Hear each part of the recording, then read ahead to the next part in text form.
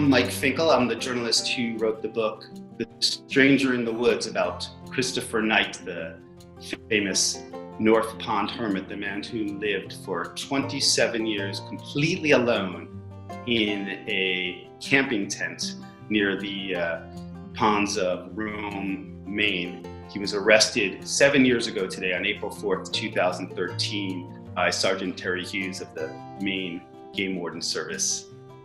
And in these really troubled times when we're all sort of being our own hermits, I, of course, have been thinking so much about Chris Knight. And I think the thing that always bubbles up to the surface first is every time I interviewed Chris Knight and spoke with him, he expressed how much joy and satisfaction he got from living all alone. He really, really liked it.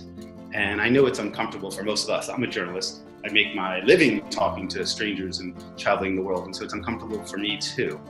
But Chris Knight had this sort of concept of internal travel. He called it traveling in our inner oceans, the Atlantic Pacific of our inner world. Instead of traveling in the world beyond, this is an opportunity for us to explore within. And maybe all of us can try and do things that, I don't know, we've always sort of wanted to do. I think everybody has that sort of to-do list, or I'll do it tomorrow thing, and tomorrow becomes a year, and a year becomes a decade, and maybe you want to read a book, or maybe you want to learn a foreign language. For me, I'm learning how to fix my automobile finally, and I think this is an opportunity, the silver lining to this sort of very troubling and dark time is that perhaps all of us can do something that our inner oceans have demanded, and that if we can all sort of learn something new, try something new, maybe